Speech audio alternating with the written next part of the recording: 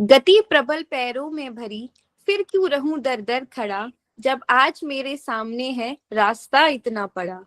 जब तक ना मंजिल पा सकूं, तब तक मुझे ना विराम है, चलना हमारा काम है, चलना हमारा काम है। With this poetry, I, Manvi Saraswat, welcome you all in today's evening, where we are gathered for the celebration of 200 talks. I feel immense proud in saying that the platform has continuously been working for 200 Sundays, 200 weeks, 200 speakers from 100 different locations in India and worldwide, 200 guests of honor from 100 colleges across the nation, and 200 different ideas. The Graduate Scholar Talk Series, GSTS, by Sakshay, the History Society of Shyam Lal College Evening, University of Delhi, is a groundbreaking initiative that emerged during the uncertain times of the COVID-19 pandemic. Launched on 7th February 21, this platform has transformed challenges into opportunities for graduate scholars across India, offering them a unique space to present their original research, share ideas, and develop professionally. We have been recognized by DD News twice and has also celebrated our 100th celebration at Conference Center North Campus of University of Delhi, presided over by many eminent guests like Dr. Balram Pani, Dean of Colleges, University of Delhi, Dr. Geeta Bhatt, Director NC Web, Dr. Rajni Abhi, Proctor University of Delhi, Dr. K. Ratnabali, Dean of Academic Affairs, and many more. The initiative reflects a holistic approach to education, focusing on enhancing the essential skills of reading, writing, and speaking to nurture well rounded scholars. It has created a community of learners who bring diverse perspectives to the platform, fostering a culture of collaboration and academic excellence. Spearheaded by the visionary leadership of Dr. Manish Karmawar, the founder, and supported by a committed team of moderators, including Mr. Shubham Tiwari, Mr. Saurabh Singh, Mr. Ajay Gupta, Ms. Manvi Saraswat, Ms. Samriddhi Kanpal, Mr. Shailendra Rathore, and Mr. Manthan Tarale. GSTS has revolutionized the way graduate scholars engage with education and research. Through its consistent and commendable efforts, GSTS has become a beacon of hope and inspiration for students from diverse backgrounds, proving that education is not confined to physical classrooms but thrives through innovation and dedication. The initiative has set a benchmark for academic platforms, and with many more sessions to come, it continues to illuminate the path for aspiring scholars across the nation, leaving an indelible mark on the academic landscape. हमारे इस विशेष आयोजन की शुरुआत मां सरस्वती के आशीर्वाद से करना अत्यंत शुभ रहेगा, जो ज्ञान और विद्या की देवी हैं। मैं निवेदन करती हूँ विशेष कासमी से कि वह हमारे बीच आकर सरस्वती वंदना का गायन करें, ताकि हम सभी को ज्ञान, बुद्धि और सफलता का आशीर्वाद मिले। मातृ प्रणाम। या कुंदेन्दु तुषार हार धवला, या शुभ्र वस्त्रावृता, या वीणा वरदंड मंडित करा, या श्वेत पद्मासना, या ब्रह्माच्युत शंकर प्रभृतिभिर्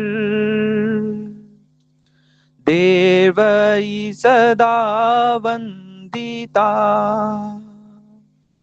सा मां पातु Saraswati Bhagwati निशेष जाड्यापहा।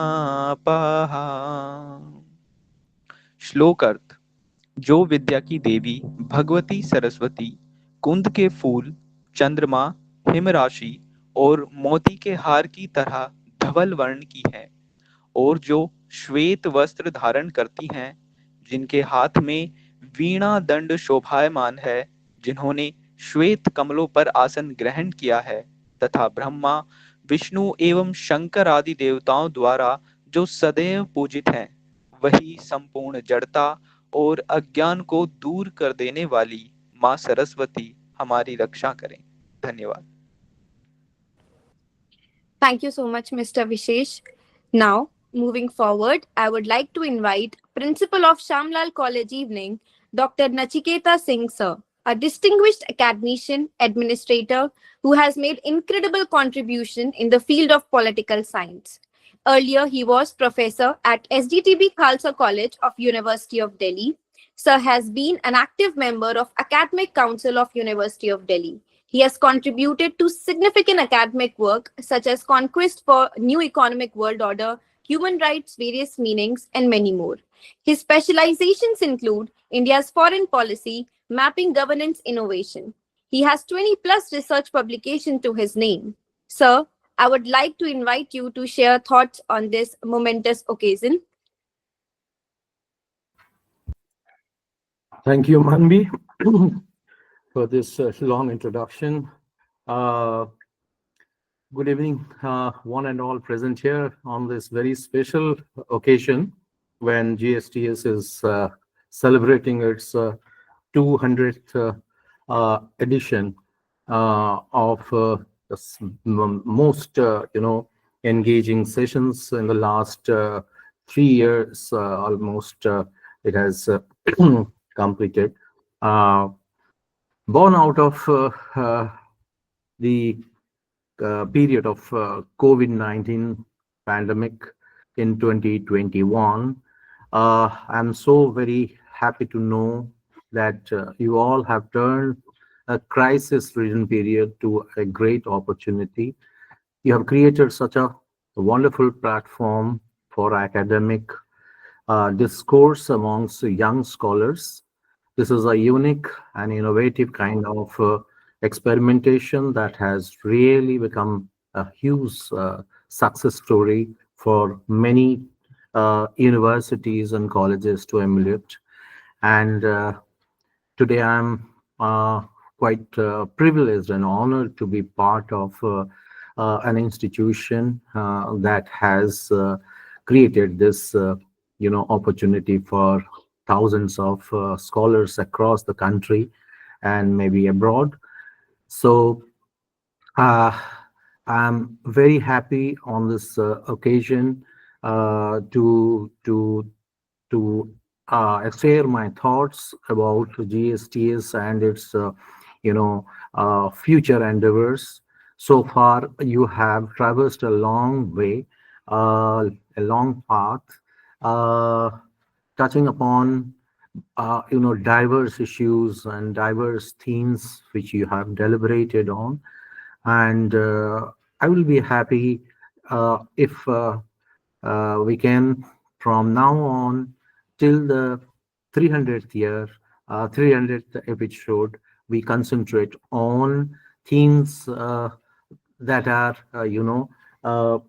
based on the various ideas and innovative, thoughts of young graduates, which would be beneficial for the nation.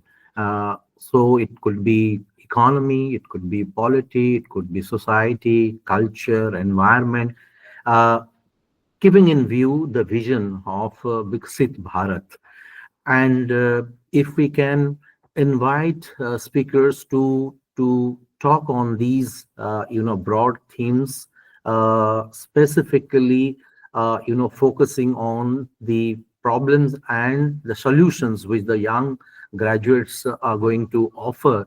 And Prime Minister Modi is a very, very vigilant observer of what people like us are doing. And if the GSTS continuously for the next 100 episodes provide solutions to unique solutions to the problems of the nation which we are facing, so that will be a huge contribution to the objective of Viksit Bharat, which Prime Minister Modi has put before us.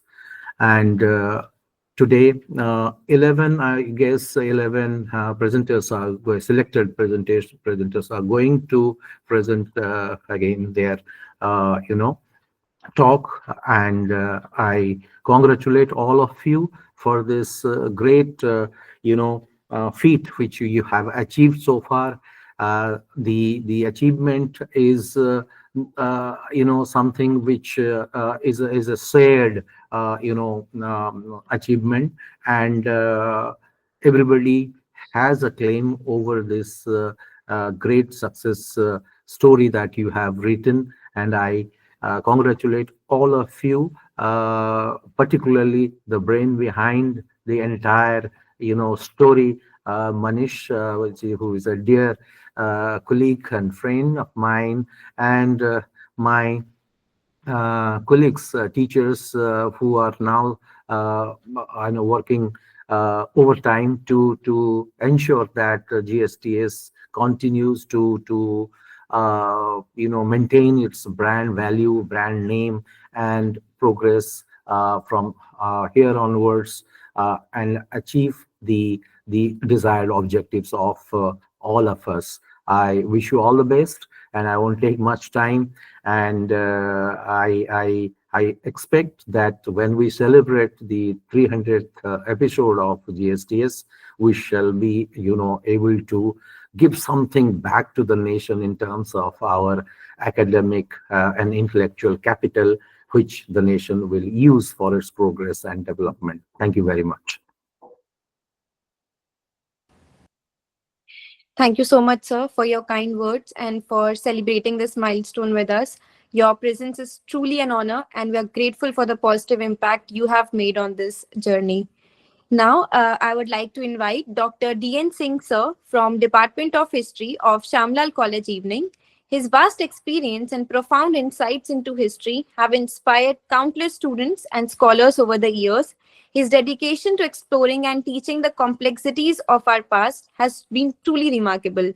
We kindly request you, sir, to share few words with us, enriching this gathering with your wisdom and unique perspective. Okay. Thank you, Manvi. Thank you for introduction. और आज के हमारे principal साहब हैं और इन्होंने thank you sir, बहुत आपकी इच्छा है 300 पूरा करेंगे और अभी 200 को सेलिब्रेट कर रहे हैं और अच्छा से अभी एक हफ्ते के बाद अगर ये होता है सेलिब्रेट करेंगे और बहुत अच्छा लग रहा है और और सबको हमारी शुभकामनाएं और मेरा पूरा सहयोग देगा और मैं 300 की ओर भी बढ़ूंगा और इसमें जो कुछ लगता है कि और कुछ जो जोड़ने की बात है, इसको बढ़ाने की बात है और जितना सहयोग होगा जरूर हम करेंगे और सभी टीम को धन्यवाद और खास करके मनीष जी को धन्यवाद। Thank you sir. Thank you so much, sir. We truly appreciate your support and involvement. Now, moving forward, I would like to hand over the program to Mr. Shubham, and he would be giving a brief to all the speakers and would let us know all about the judges and how the program will go on further. Shubham, up to you. Okay, thank you, Manvi. So, good evening, all. I am Shubham Tiwari and one of the GSTS moderator. So, briefly, I will be introducing all with our esteemed panel of judges and the rules for our speakers, and then the speakers will be explained or described by the Samriddhi Kanpal. So we have three judges for the day, and the first judge we have is Dr. Rajni Jagota ma'am, and a brief about her that ma'am is an associate professor in Department of Commerce at PGDAV College, University of Delhi. She completed her MCom, MPhil and PhD from University of Delhi. She has over 3 decades of teaching experience. She has presented papers in numbers of national and international conferences, including one of her paper presentation in Ireland in 2014. Ma'am also completed an innovation project in 2015-16 on Jan Dhan Yojana and financial inclusion as one of the investigator. And also ma'am is the part of GSTS 63 where she was invited as the guest of honor. So thank you so much ma'am again for accepting our invitation. The second judge we have is Dr. Simi Mehta ma'am. Ma'am is an assistant professor in Department of History at Mata Sundari College, University of Delhi. She has done her PhD in Modern Indian History in 1996 from Chaudhry Charan Singh University, Meerut. She has presented many papers in national and international conferences. Ma'am has also worked as research assistant on an Indian Council of Historical Research project 2010-11. Ma'am has over 30 years of teaching experience and her areas of interest includes history of modern Europe, Indian art, and contemporary Indian history. And ma'am is also the part of GSTS 27. So thank you so much, ma'am, for again joining us. And you are a constant supporter of this platform and provided us with the brilliant scholars on this platform. So thank you so much. And the last judge we have Mr. Ajay Kumar sir. Sir is a NET JRF holder in 2015. Thereafter, he completed his MPhil in Buddhist Studies from University of Delhi. He took part in many conferences and paper presentations. Currently, he is pursuing his PhD from Central University of Himachal Pradesh, and also he is teaching as an assistant professor as guest faculty in Shyam Lal College Evening, University of Delhi. And he is also the part of GSTS 144 here, where he was invited as the guest of honor. So this is about the judges for today, and now we have rules for our speakers. There are 4 rules. Rule number 1.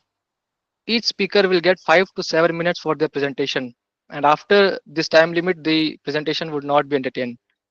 The second rule is the presentation should be in continuation of their previous talk. It should not be the repeated one. Rule number 3. They can use PPT slides for their presentation. And rule number 4. Judges will give them points on 4 parameters, and these are content, organization and structure, delivery of talk, language and communication skills. And each of these parameters will consist of 5 marks. So in total, they will be getting marks on 20 points. So best of luck to all our speakers, and I again welcome all the judges for this evening. So now I hand over this mic to Ms. Samriddhi Kanpal for further proceedings. Ms. Samriddhi, over to you. Thank you so much, Shubham, and thank you for clarifying all the rules and regulations before we get ahead with the further proceedings. So I am here because we now basically begin with the program, but before that, it's important to be grateful of what we have received so far. Um, as we stand here today celebrating this remarkable achievement of reaching 200 talks, it is impossible not to feel overwhelmed by the journey that we have shared over the past 4 years. Together, we have navigated challenges, we have celebrated victories, and made bonds that have transformed us into a family. Each talk in our at our platform, has been a chapter in our story, filled with laughter, tears, and moments of profound insight. This milestone is not just a reflection of the number of talks we have had, but a testament of dedication, passion, and resilience of our incredible team. We have grown, learned, and inspired each other, and it is this journey shared that makes this achievement so deeply meaningful. And moderating this session right now is bringing back the most overwhelming memories of the offline celebration that we had of the 100th GSTS. It almost feels like yesterday when all of us were gathered at the conference center, creating beautiful memories at the North Campus of the Delhi University. So 24 months have already passed, and it feels surreal to witness the connections that have stayed so far and the connections that we have formed over this period of time.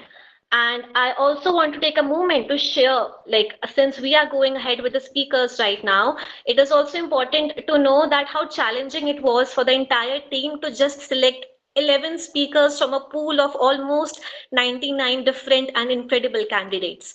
Each application was filled with passion and unique perspective, and this made the decision making really tough and difficult for the team.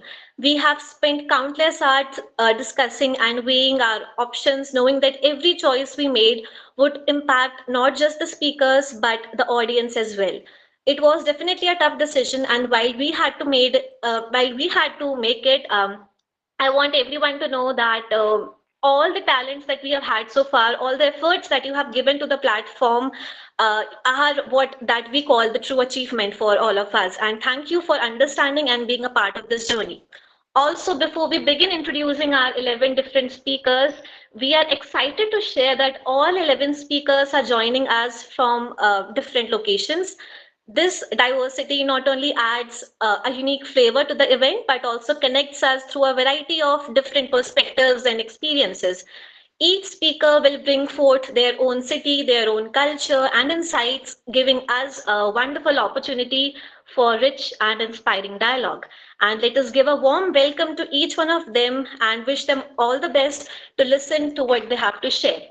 And together, let's now explore different horizons and celebrate the spirit of innovation and collaboration that has brought us here. And so, without any further ado, let us welcome our first speaker to the stage who will kick off this extraordinary celebration of ideas.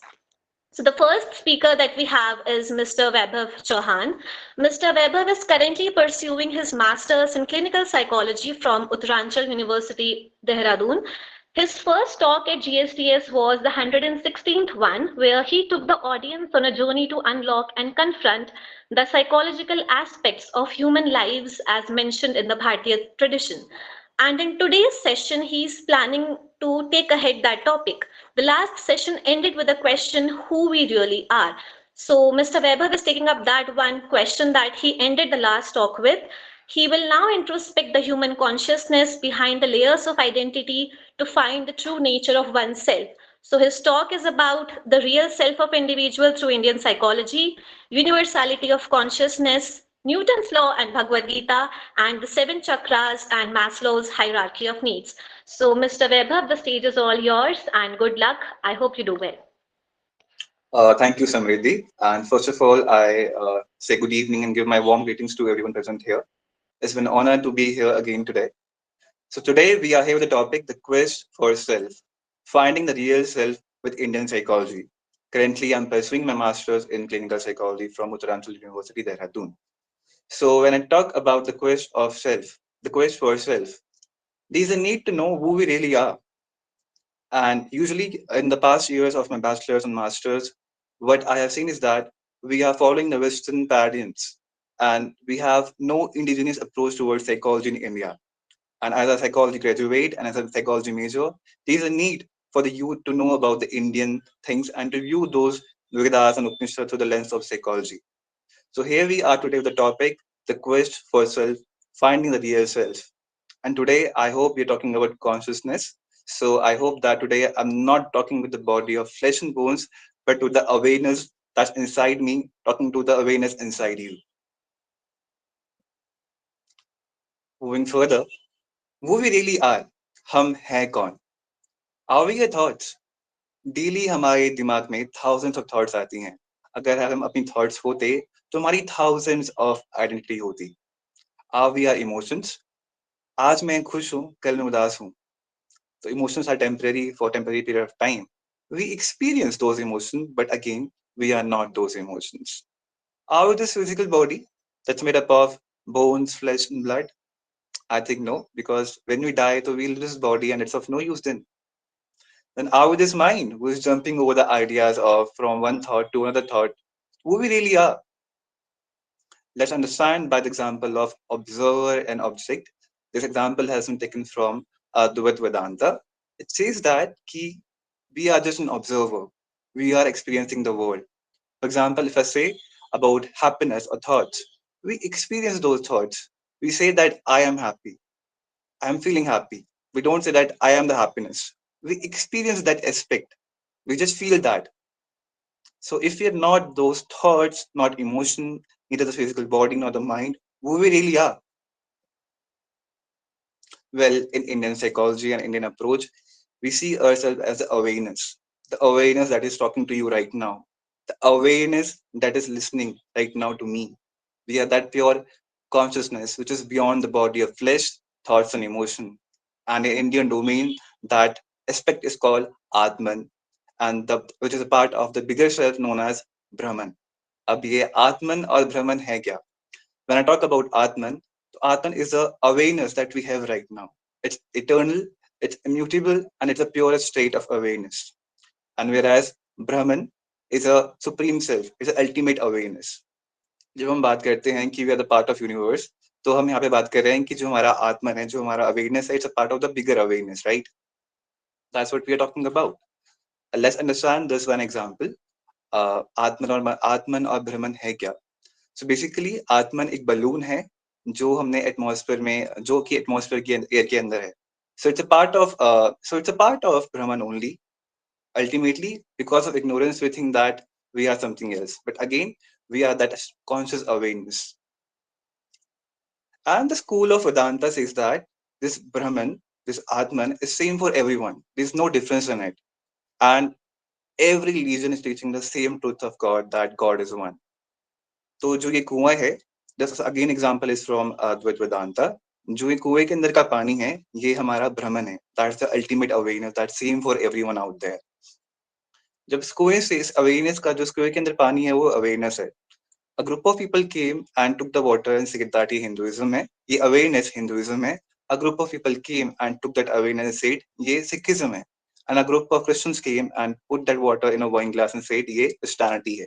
But ultimately, awareness was one. We all were one, and it's the ignorance and biases in a cognition which made us thought that we are different.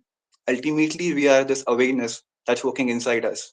We are nothing different, irrespective of every thought that we think. And the ideology of Vasudevika Kutumbukam, it comes from the same thing. The world is one family. We all are same. There's nothing different out there. And also, the concept of Atman and Brahman could be understood by the concept of a toy and battery.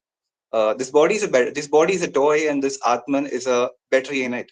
अगर ये battery awareness है, अगर ये battery also known as awareness हमारे अंदर है, तो हम सर्वाइव कर रहे हैं, हम इमोशंस को फील कर रहे हैं, हम दुनिया को एक्सपीरियंस कर रहे हैं.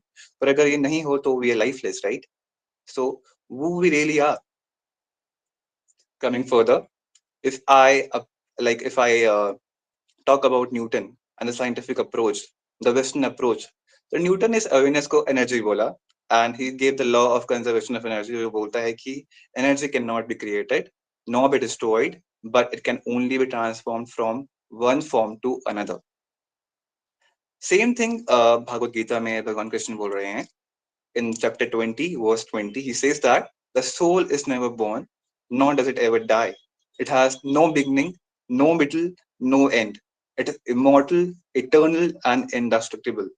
When the body is destroyed, the soul is not destroyed. So जो ये soul है, यहाँ पे ये awareness है. That's same for everyone. So what I want to show over is that कि जो हमारा साइंटिफिक डोमेन भी है, जो हमारा ईस्टर्न डोमेन भी है, वो कहीं ना कहीं ओवरलैप्ड है, एंड कहीं ना कहीं जो उसकी इन्फ्लुएंसेस है और जो उसकी इंस्पिरेशन है, वो हमारी इंडिजिनियस साइकोलॉजी से आई है. Coming further, what I observed as a psychologist in Maslow hierarchy and seven chakras, कि ये कहीं ना कहीं सेम है.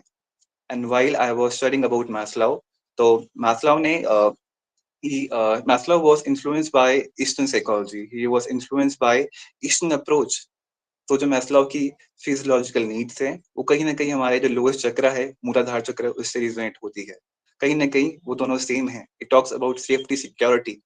If I move further, Maslow की security needs matches with the sacral chakra that talks about the emotions, communication, the groundedness that we need to have. And lastly, when we go up on the seven chakras and Maslow hierarchy, there is a need called self-actualization. जो हमारा last चक्र होता है, इसको हम त्रिनेत्र बोलते हैं, या फिर उसको हम अंजना चक्र बोलते हैं. It talks about the state of transcendence that comes when all the lower level needs are fulfilled. Maslow talked about five needs, but seven chakra talks about the six domains that needs to be fulfilled to reach the highest domain. So that's what I taught about in the previous slide, कि दोनों चक्रास का resemblance कहीं ना कहीं overlap होता है, और जो इन्फ्लुएंस आया है वो यहीं से आया है. So as a psychology major, I want to tell that there is a need for Indian psychology graduates to work upon this indigenous approach, so that we can integrate that ancient knowledge with the contemporary knowledge, so that we can invent new therapies in psychology that resonates with the indigenous psychology. Last but not the least, I want to quote the lines of Viktor Frankl from the book Man's Search for Meaning. He says that between stimulus and response, there is a space. And in that space lies a power to choose a response. And in a response lies a growth and freedom. I repeat, in our response lies growth and freedom. With this, I end my talk and I end this talk, and I think that it has somewhere ignited the approach to see yourself. Thank you. Thank you so much, Weber, for that enlightening presentation on the quest of self. You have truly captivated us with your insights, and by balancing what we call philosophy with the modern day revelations that we have from science.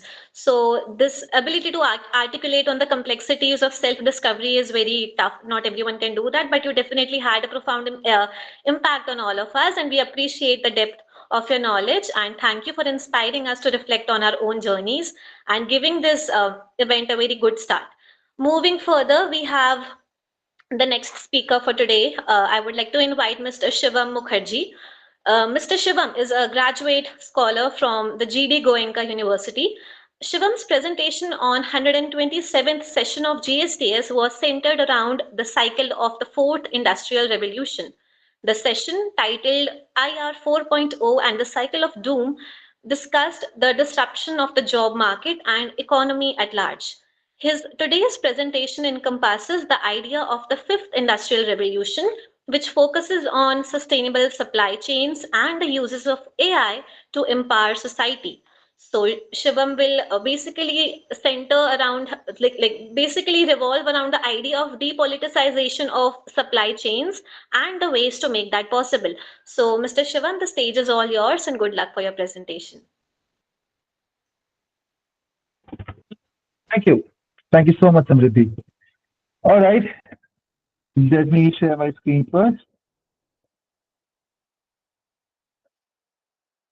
Okay, I'm Shivam Mukherjee, and here's the fifth industrial revolution. To take a quick recap, cycle of doom and the fourth industrial revolution presented multiple disruptions in India. The number one disruption is the current underemployment crisis that we are seeing. Second disruption is the self-employment crisis that we Rickshawala, etc. They encompass close to 60% as per previous economy surveys of the finance industry. We have a major skill issue also within the labor force. So PLFS in financial year 2020 discovered that 86% of labor force has no or little vocational training. ORS goes on to further specify that there are in total 69,000 compliances to follow, which affects ease of doing business. Now, these currently in the following ways. We are seeing a policy paralysis between 2021 and 2024, the same one which we saw between 2014 and 2019. Growth rate by the RBI in the current quarter was revised to 6.6% as opposed to 2% in the first quarter of 2024. Foreign direct investment, which was $88 billion in 2021, has reduced to $24 billion in 2024. Urban demand currently, with real demand, is currently lowest and lower than rural urban demand. However, on top of all of this, we are seeing a boom in IT service exports. Financial year 2024 saw an export of 4.1 lakh crore rupees. Then NVIDIA and Intel are massively investing in artificial intelligence. However, despite all this, we are seeing fourth industrial revolution evil capacity in the name of ghettoization, where 42% of Mumbaikars live in Dharavi, which is a slum area. So what is the solution? The solution is fifth industrial revolution. The fifth industrial revolution are A, human and machine integration, B, sustainability, both technology and scalable AI, therefore knowledge is accessible of AI through Pradhan Mantri Kaushal Vikas Yojana, UGC new regulations 2023, and number 4, well-being of all stakeholders on lines of the ESG reforms or by the OECD. Therefore, as per James Robinson, we can say that AI is only a tool and human creativity will always be supreme.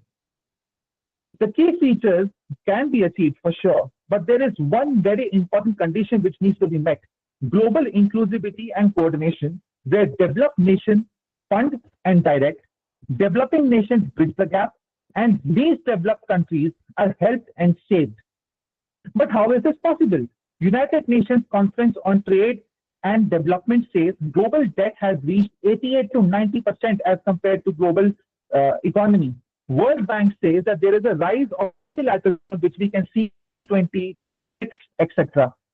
We are also currently fighting for new resources. So natural gas, the new transitory resource, is being fighted upon. The leader is US. Then we have rare earth elements. 65% of supply chains is currently controlled by China, which will be the future power of Industrial Revolution 5.0. Therefore, because of these three reasons, we can see that the preservative forces, or the forces which want to preserve power, are in conflict with the innovative forces, the forces which want to promote change. We can see on the world map here that this is the current scale of conflict going on. Economic crisis and political crisis in the Western Hemisphere, civil war in Africa, Bangladesh, Myanmar, Indian Ocean region emerging as a new problem or a new game. Therefore, in the current context of Cold War 2.0, there are clear facts here are together and Russia and Iran are together. And if you ask me, the biggest winner of Cold War 2.0 will be Russia. The result of this conflict is such that we are fighting for three controllable sea lines of communication in the Indian Ocean region, Red Sea, Pacific Ocean, Black Sea states of warm water policy, etc. Second, we are also seeing a disintegration of international infrastructure. So Indian infrastructure like IMEC, INSTC, multimodal connectivity infrastructure between India, Myanmar, and Thailand are all under crisis. And all of a sudden, we are also seeing a competition over key resources for rare earth elements and semiconductors. The US and Taiwan control semiconductor research and development, and Netherlands controls semiconductor magnet and glue technology. These are big reasons to worry. What is the solution? The solution is given Nobel Prize winners in economics, James A. Robinson and Darren Acemoglu, Why Nations Fail. Of extractive economic policies and extractive economic institutions. So prosperity entails three pillars: creative destruction through regular technological upgrades, industry which solves the problem of innovation.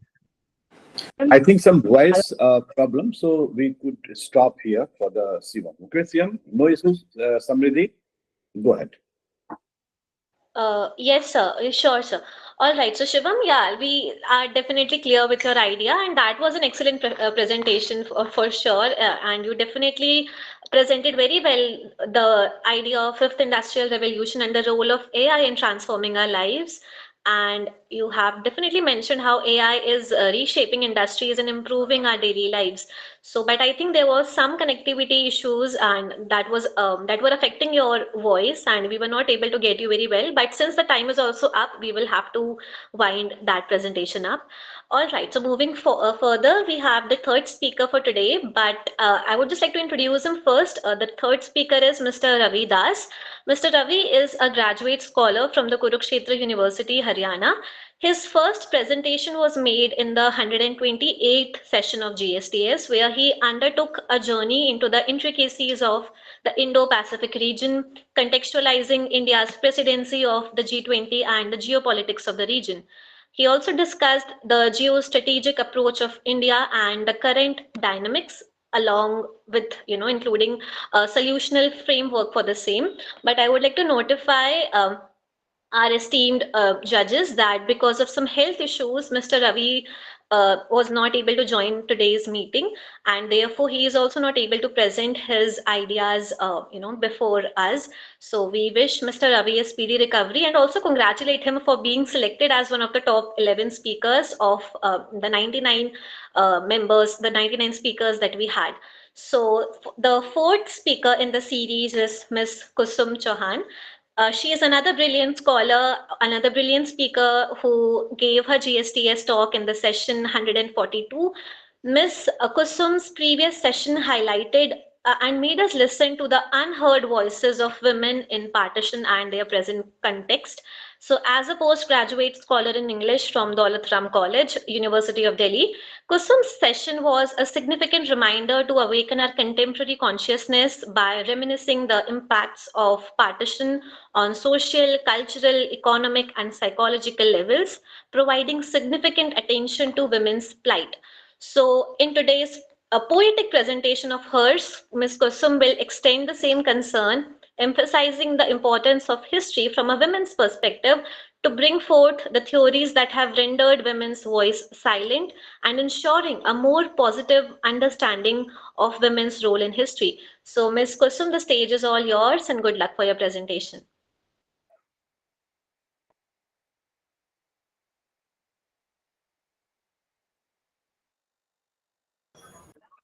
Good evening, everyone, and I wish to thank everyone for providing me with this opportunity. Without wasting another minute, since we are having a stipulated amount of time, I'll move forward to my presentation. Before I present, I wish to justify the presentation, the mode of presentation I'm giving in. You can see it is not a PPT, but a poetic representation. I usually write my poems in my diary, and hence since I could not, portray the diaries, here it is in a word format. I also justify that in today's presentation, keeping in mind the time limit, the words in this poetry are the visuals. There is the enjambment, that is the line with which a word is ending. The next line is starting with that word only. And also there is rhyming. It links with the previous talk that Ms. Samriddhi has very beautifully and pertinently mentioned, that I produced a presentation of linking women's through the partition and in present context. So I move on with this poetry. I want to change history. I want to change history of defeated women, women who are God's creation, creation which was despised. Despised in mythologies, mythologies that create society, society which again degrades already degraded women's position. Position in education, income, and workspace, space where freedom and equality are just utopian dreams. Dreams remain unfulfilled, untouched, like untouched petals of winter lilies. She was God's second creation. The first remained his favorite man. He, born out of it was she. It is history.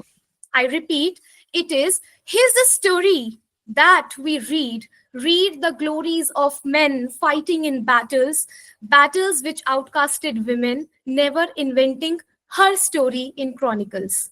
Hysteria became associated with her. Her desires became a laughing stock. Science nerds with their fuxuans were ready to experiment on her. Thus, she remained an object of experiments and study, to be used and despised by mean men of all times, times running unparalleled, unsteady. Should she always remain a beauty? Beauty, but with no brain, and a machine to produce years of thrones of political unrest? Cook to serve the basic needs, the needs from kitchen to bed. Has she but no right on her own body except tears to shed? Wait, oh wait, till you listen. Listen about the bravery of Rani Lakshmi Bai and the valor of the bold Ahilya Bai, the poet whose governance was equally distinguished, revered the Sarojini Naidu, and her voice like a nightingale flies high. Do you know the story of women whom you visit every day unnoticed by the names of metro stations, stations built to commemorate them? Do you know? Yes, I talk of the Bhikaji Kama, who first raised the independent India's flag on a foreign soil for whom meant liberation and education for all women and men are dedicated Deshmukh Durgabai. There is a history more to unravel, to bring to the fore their national battle. Thus, Thus, I speak and call out to women, women to gather and change the narrative of all times to create her story and break the shackles of captivity and imparity faced throughout lives. I want to change history. Thank you. Thank you so much for hearing out to me. And before I conclude, just one line that I would like to mention is that I have tried in my poetry to connect women from the West to a nationalistic idea in the Indian context. So that is all. Thank you so much, everyone. Thank you so much, Ms. Kusum, for that poetic rendition and an insightful presentation on understanding women's history more positively. You did an incredible job in highlighting the achievements and resilience of the strong women throughout history, and your perspective, the positive perspective, truly encourages us to appreciate and learn more from such stories. And well done for your talk. So with that, we conclude the first four speakers and their presentations for today. For the next segment of our speakers, I would like to hand over the stage to Ms. Manvi to introduce the upcoming speakers on GSTS 200. So Manvi, over to you. Thank you so much, Samriddhi. You know, it said success is built on the steady rhythm of continuity where each step builds on to the last. So let's continue with more talks. Next, for GSTS 148, we had Mr. Ayush Thakur presenting his views on stubble burning. Stubble burning, like in North India, particularly in Punjab, Haryana, and Western Uttar Pradesh, has significantly contributed to air pollution and the Great Delhi smog. So that's what he told us about, with a collaborative approach involving government, scientists, and farmers who were considered essential to addressing this pressing issue holistically. So let's look at what new he has for us to present today. Mr. Ayush? Thank you. I'm presenting. I'm audible to you? Okay. Yes, you are. Is my screen is visible yet or not? It's not visible yet. Yeah, now Okay, it's now. visible. Okay, when the only 1 minute is remaining, you can turn on your mic and let me know so that I can finish on time. Okay. Oh. Okay. I'm starting my presentation. Okay, so am I audible to all? Can I start? Hello. Yes, you can start. Okay. So thank you, organizers, for giving me this wonderful opportunity to present my views. Like, I'm interested more towards environment and sustainability. Last time I presented on stubble burning and the farmers' issues. Now I'm more concerned to present my views on the urban environment. So the topic of my presentation is city grazers, unveiling the challenges of street cattle. So the city grazers is here used as a metaphor because we know that in city there are no grasslands, there are no forests. So there are no grazers actually, but in the city there are still like cattle which exist as a grazers. So what are the possible challenges, like how they urbanize, how they came into the urban environment? So I'm going to discuss about this. So if we go about the history, so human have started the domestication of cattle around 10,000 to 8,000 years ago, and we can see in wall painting in the ancient in the tomb in ancient Egypt that human has domesticated cow for when human has established the agricultural system. So cow has been part of human culture throughout the history. So the rationale behind this is that what we see today, we see in the history that cow were used very sustainably for the milk production, for the agriculture. But in the current time, if we talk about the cows, that the situation is really very troublesome, because we know that the global cattle population is 9.36 billion, and in India in 2019, its population is around 200 billion. So, and in 200 million, the 5.02 million is a stray cattle, and that is the biggest challenge. There in the ancient time, people were domesticating cattle in very sustainable manner. Like they were using almost all the products which we get from the cattle, but in the current time, when a cattle stopped producing milk, it went into the street. Or if a male calf, which is not productive agriculturally, which was in the ancient time, also went to the street. So what we have to do, we have to manage them ecologically. So the industrial agriculture invention is the biggest cause behind this. So the rationale behind this talk is that if we saw the newses of the last years, we saw that there are many in the urban environment, we see many clashes between human and cattle. Like stray cattle made many casualties. It is a cause of a road accidents. So still how we are not properly able to manage this issue, because if we go anywhere in the urban villages or urban villages of Delhi, we see this problem really exists there. So how this problem arose? Like we know that humans are one of the biggest ecosystem engineers. We engineer the environment according to our need. Like we domesticated the cattle. We are just inbreeding the cattle too much. We are introducing the exotic varieties for the maximum milk production. And when the cattle is no more profitable, we are just making it into the street. So we are just altering the environment, and that's what is the biggest cause of it. Like for example, if I talk like in when the polythene come, scientists and human were very happy that is very utility kind of a thing, but it become an environmental problem which we still are facing today. So we are engineering, mostly we are engineering the ecosystem in a very negative sense, and that's why we have very kind of environmental footprint. So regarding the street cattle, there has been no scientific studies, but in the recent 2 or 3 years, some articles got published where they basically study the behavior of an urban cattle, and the behavioral studies, like how they respond, is very important for their sustainable management.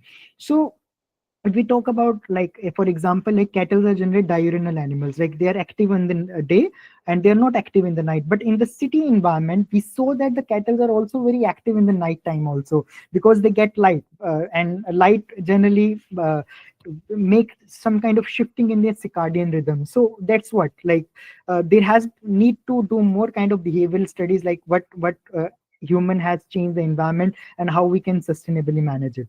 So there are many challenges with the street cattle. As I mentioned, that the cattle in the urban environment do not graze. It generally feed on the urban garbage, and urban garbage is full of contaminants. It also feed on the plastic. That's why the term or a term like plastic cow is emerged. So it generally came into the human food chain and contaminate made many vulnerable human to many diseases. So what can be strategic steps are taken for their management? Like for example, there are in the past years, government has started establishing, or NGO have come forward to shelter establishment and many animal welfare responsive, but still there is a problem because there is a very less manpower working on this aspect. And due to this, shelters are very much overcrowded. They are like beyond their capacity working on them, and cows are too much. Even the shelters are unable to accommodate this much amount of cows we have in our streets. So if we talk about the ancient time, every product of a cow was very much usable. They even use cow dung, they use cow urine for fertilizer kind of aspect. And that's why in the current time, we in the industrial setup, we only focusing on the milk production, and we are not focusing on the other byproducts we can get, like biogas we can get in the urban farming, like urban gardening. We can use cow dung as a biofertilizer. Like it can be also used for biofuel and these kind of the stuff. But this aspect is still needs to be explored beyond, so that we can sustainably manage cows and cow products. And what we have to do, we have to just limit their breeding patterns, and we have to make the dairy should be have very sustainable, so that it minimizes the release of stray cow. And now, in conclusion, I want to say that stray cows should not be considered as a burden to society. Like what we see today is a burden. Like if we see them in the cities, we consider them a burden, but we are not aware that they are in the street because of us only, because we made them to produce milk, and when they are not producing, we are just throwing them into the street. So it's our duty to manage them sustainably. Like it's like if cows are roaming here and there around, it's destructing the environment.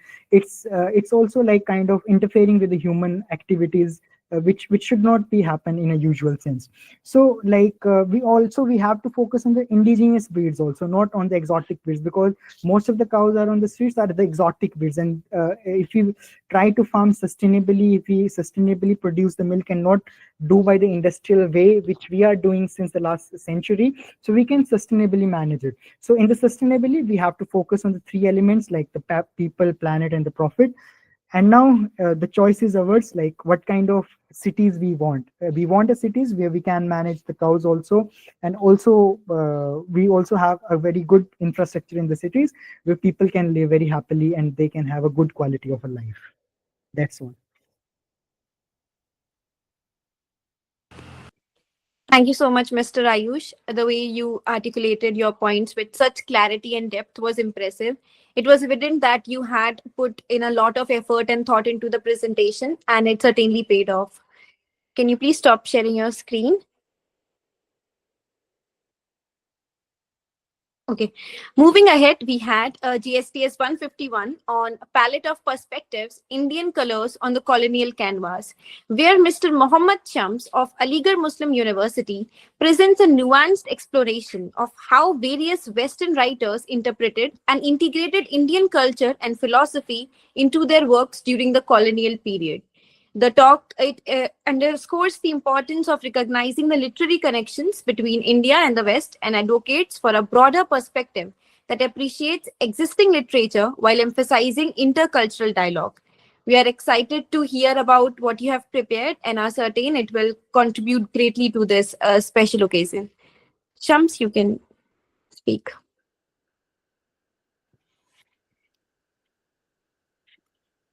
Am I audible? Hello. Yes, you are. My friend, you would not tell with such high zest to children ardent for some desperate glory the old lie, dulce et decrum est pro patria mori. These lines were written by none other than Wilfred Owen, the great poet of the Great War. The dawn of the 20th century coupled itself with the outcry of unprecedented levels of butchery and bloodbath. The macabre of Boxers, Boers, and Russo-Japanese of the early years rested in slack clothes and ashes against the enthronement of the Great War of 1914. The next 4 years, as Agarwal writes, wiped out a generation of young men in Europe. It catapulted Russia into a catastrophic revolution and sowed the seeds of even worse conflagrations in the decades to follow. It carried forward the enthusiasm owing to which the said war was christened as great. The greatness of this war sprouted in the divine realm of dreams on the grounds of which it was conceptualized and later fought. The gushing waves of false hopes and promises made by the caretaker mastermind made people join in huge number, and so is the title of my talk today, written by Rudyard Kipling in his poem, When He Lost His Son, he writes, "If any question why we died, tell them because our fathers lied." The verbal melody was centered around the case and cause of nationalism, the irresistible urge to shame the other in military prowess, the defense of the sovereign and sovereignty of the nation state, the romanticized ideals of the war, believing it would bring them glory, honor, and a sense of adventure. They were inspired by patriotic fervor and promises of heroism, and the desire for colonial expansion conjoined with the pursuit of imperial interest. They welcomed death for the sake of the fatherland under the weightage of the Latin phrase dulce et decorum est pro patria mori, which translates as, what joy for fatherland to die. The development, distasteful though, made the pillared ideas, ideals, and ideology of the Western society rest in peace. It promised a period, rather a pandemonium that sketched indelible scars on the possible and probable junctures of human life, society, and culture. Out of all, Great Britain made a great record, the record of losing a whopping number of 58,000 troops in one day. This heavy toll of deaths, a loss but an embarrassment, made the English society undergo purgation. The war thrusted upon some major transformations. It circumnavigated the whole of the human race from actual existence to bare survival. It shattered the social, political, and artistic arenas of human life. Men, women, and children were directly influenced by the war. As the Great War paced up, it paved the way for the wild, sweet blood of wonderful youth to water the new budding patriots. But when the carnage didn't seize its momentum, the ink of the writers yielded haven to the terrible physicalities, battleground horrors, and broken lives lodged in raveled knots on pages they wrote, rewrote, or in simpler words, scribbled. So much, Manvi. Thank you so much, sir. Well, I was talking about how the literary spectra of the Great War era stood witness to the assemblage of dystopic developments, from gruesome realities of war and war crimes to disillusioned reducto ad absurdum. Poets were deployed to glorify the gaiety of the war. Brooke's unabashed patriotism resulted in patronizing the war as, and I quote, a welcome relief to a generation for whom life had been empty and void of meaning, I unquote. In his very first sonnet piece, written in late 1914, Brooke does not fail in producing expressions as he finds himself indebted to the time he was born, that God blessed his generation with energy and awoken them into consciousness. And he writes, God be thanked who has matched us with this hour and caught our youth and wakened us from sleeping with his handmade shore, clear eye and sharpened power to return as swimmers into cleanless leaping, glad from a world grown old, cold, and weary.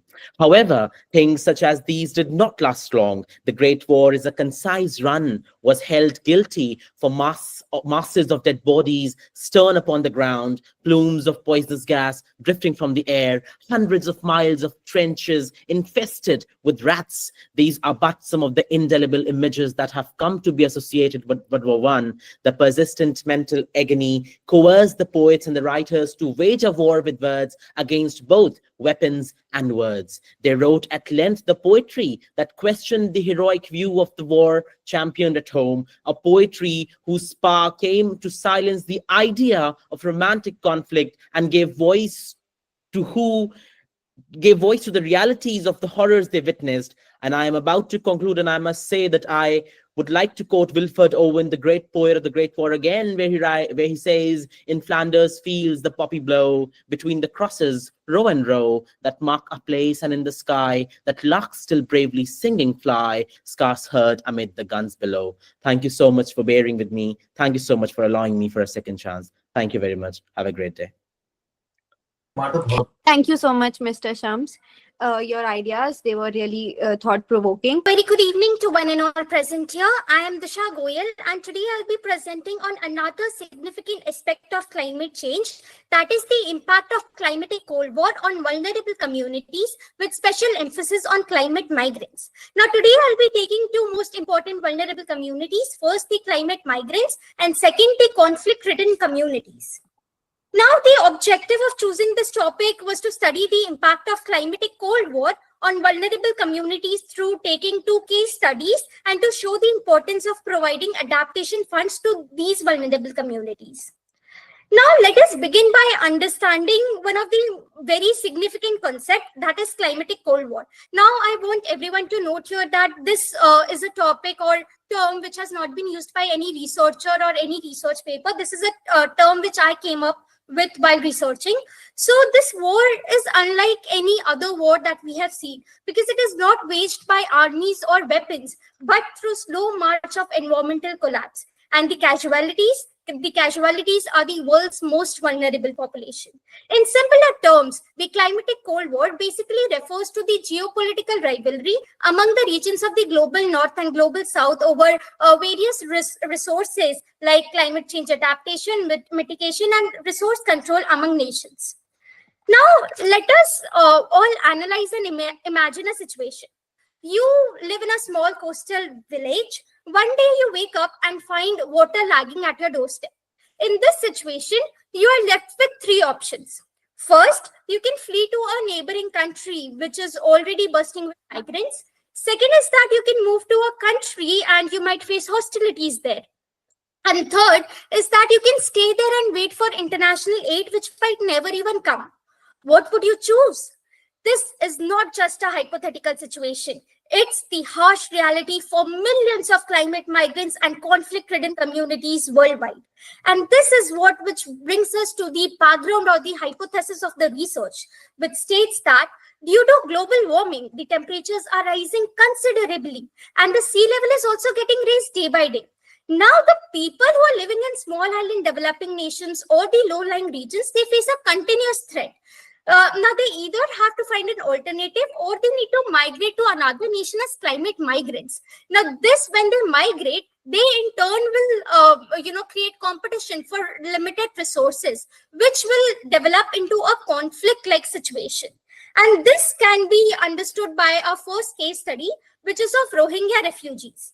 Now, Rohingyas are basically the refugees who have fled Myanmar due to military persecution and took refuge in the overcrowded and hazard-prone regions of Cox's Bazar, which is located in the island of Bhasanchar.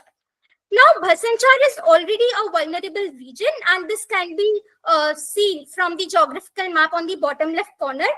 Even in the recent times, 60% of the island is flooded with water during monsoon seasons, and this can be seen from the picture in the bottom right, showing submerged lands due to the 2021 monsoons.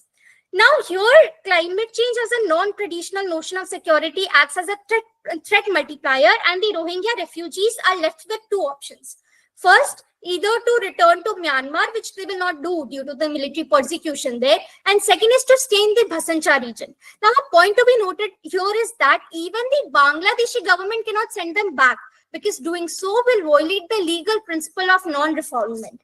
Now, this is a satellite view of the relocation camps, wherein we can see overcrowded camps, moat all around, and helipads, showing the fragile ecosystem and how climatic cold war is going against these vulnerable communities. This can further be expanded by taking one of the most interesting part of the presentation, which is the Syrian civil war. Now, over the past decades, Middle East has warmed up considerably, and this has led to intensification of many drought cycles, and one such drought cycle happened in the Syrian region. Now, on my bottom right, you can see the map of Syria. The red color shows the intensified drought cycles in those regions. Now, this slide can better be explained by the next slide, which here I have made a pictorial representation of the conflict. Picture A shows the map of Syria. The yellow portion is the northeastern region wherein the drought has actually occurred, and the gray portions are the urbanized areas. Now, let us delve into the conflict. B is the flowchart representation of the conflict. During 2006 to 10, a major meteorological drought had hit the region, giving a shock to the agricultural system. Now, a large population of people had to migrate from rural areas. Exodus from rural to urban areas. Now, during this time, Assad regime even removed all the subsidies and increased food prices, leading to a nationwide uptest. Now, this coupled with competition for resources in the urban areas developed into a conflict-like situation. And this can also be seen from the graph C, which shows how agricultural productivity significantly declines due to harsh meteorological conditions. Now, this also shows that the economic recovery, the partial or full economic recovery, is still a distant dream for a country like Syria. Now, let us delve into some of the most important solutions, because climate change has already caused damage, but what next? So let's delve into some of the solutions. First is that the research brought to the limelight the importance of providing climate finance. Now, when I talk about climate finance, it includes all three things: adaptation, mitigation, and loss and damage funds. Second is that through the case study of Syrian civil war, it is clear that most of the developing countries are still dependent on agriculture. Therefore, climate-smart agriculture can play an important role. For example, drip irrigation coupled with off-grid solar panels. There are other solutions as well, but I just want to bring your attention to the two solutions that I came up with. And first one, now the first solution is active participation of women and youth in climate activism, as well as the inclusion of youth in policy making. Now, when we include youth, this thing can go a long way in bringing new perspectives and fresh idea onto the table. And the next solution, Now, this is also a solution which is practically a very new solution and has never been implemented by any country or region. This is something which even principal sir also said at the beginning. This is something which can be a solution that we as research communities can give to the government.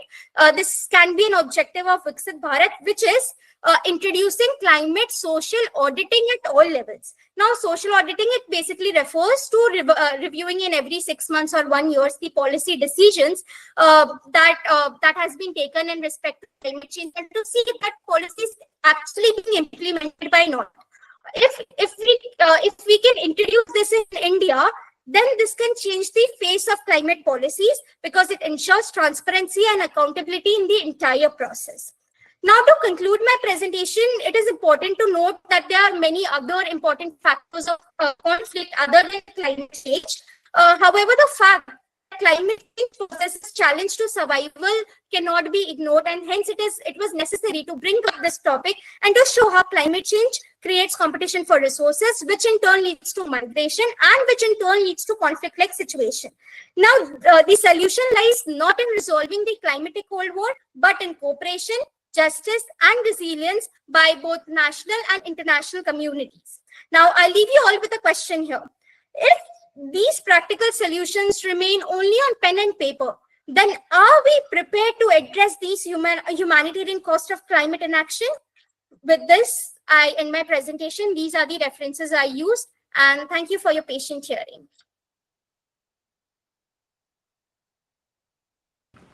Okay.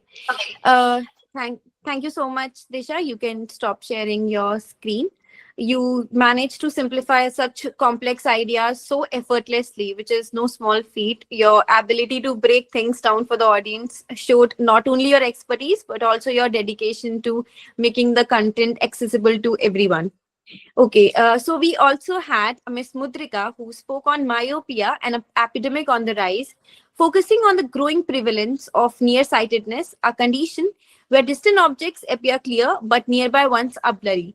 Like with myopia increasingly affecting the younger population, she emphasized the urgency of addressing this issue and finding ways to combat it effectively. So, Mudrika, the stage is all yours. Thank you, Manvi.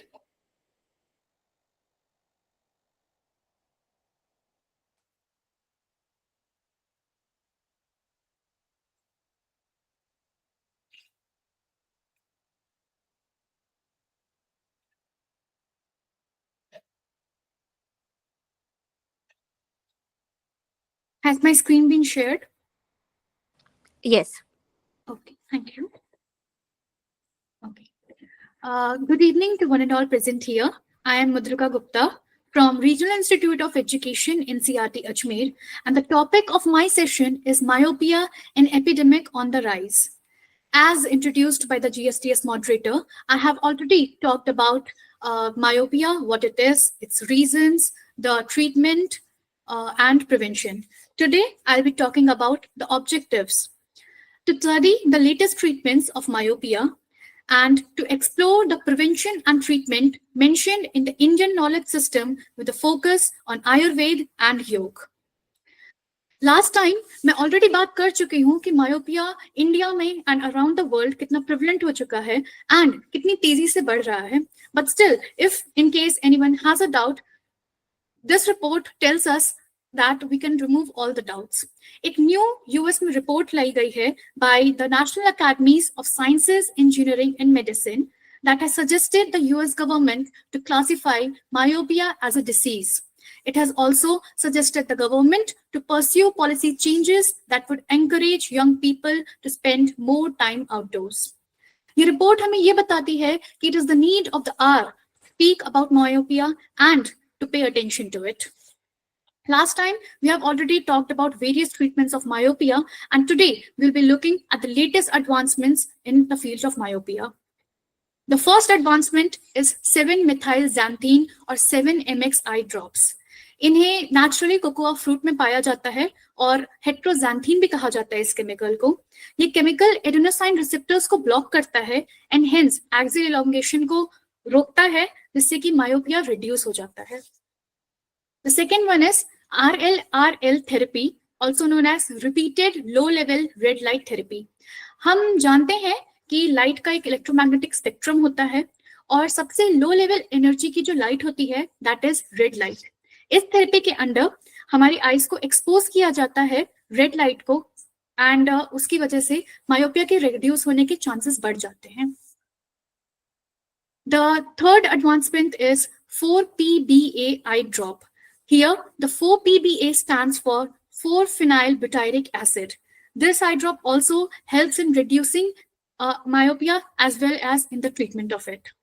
हमने काफी सारे advancements भी पढ़ लिए but ये सब western science के advancement थे and as we all know allopathy में एंड वेस्टर्न साइंस में हर ट्रीटमेंट के कुछ ना कुछ साइड इफेक्ट्स होते हैं and also many of these are not cost effective.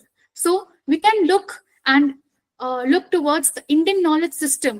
हमारे खुद की भारतीय ज्ञान परंपरा की तरफ हम देख सकते हैं कि क्या हमारे आयुर्वेद में, क्या हमारे शास्त्रों में कुछ ऐसे उपाय बताए गए हैं to treat myopia.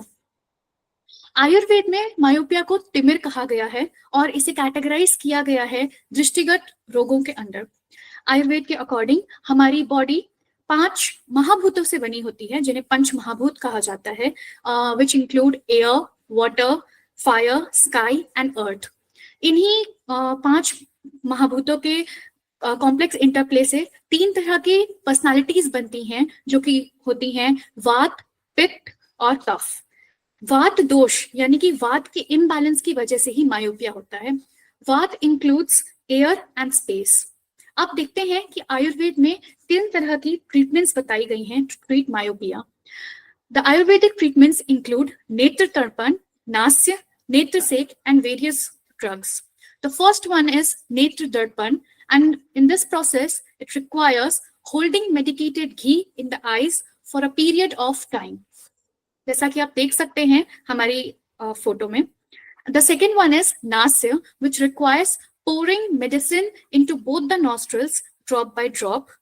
And the third one is netra sek which requires pouring a thin stream of liquid around the eyes from a height of about 4 inches. Netra sek is also known as netra dhara. And in तीनों ही procedures में हम कुछ drugs use करते हैं which might include medicated ghee known as mahatrifladi घृत and also medicated oils which include and not limited to Abhijit तेल. Myopia को reduce करने में या मायोपिया को ट्रीट करने के लिए हम योग का भी हेल्प ले सकते हैं. योग आसन जैसे कि शीर्ष आसन, अधोमुख श्वान आसन की हेल्प ली जा सकती है और कुछ प्राणायाम जैसे कि भ्रामरी प्राणायाम, भ्रास्तिक प्राणायाम, कपाल भाती और त्राटक क्रिया करके भी मायोपिया को रिड्यूस किया जा सकता है. अब चाहे मायोपिया के लिए वेस्टर्न साइंस के हम ओपिनियंस देखें या आयुर्वेद के, दोनों ही ब्रांचेस ये मानती हैं कि कुछ मेजर फैक्टर्स हैं जो मायोपिया के पीछे का कारण है और जो मायोपिया को वो चेंज कर सकते हैं, जैसे कि lifestyle changes, dietary changes, sleeping pattern and physical activity on a daily basis. In factors को चेंज करने से हम मायोपिया को रोक सकते हैं और मायोपिया को सही भी कर सकते हैं. It's very important that we look into the factors of myopia and help in curbing it because myopia is a very serious problem. To conclude, I would like to quote Sylvia Plath. I shut my eyes and all the world drops dead. I lift my lids and all is born again. Sylvia Plath की इन लाइनों से पता चलता है कि eyes कितनी important और कितनी ज्यादा मेन हमारी ऑर्गन्स हैं हमारी बॉडी की. So concluding, I would like to say that it's time that we open our eyes to the growing menace of myopia. Thank you.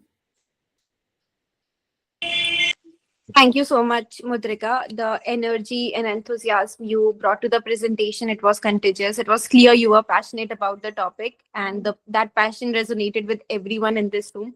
I have some speakers left, and for the further program, I would like to hand over it to Mr. Manthan. Thank you, Manvi.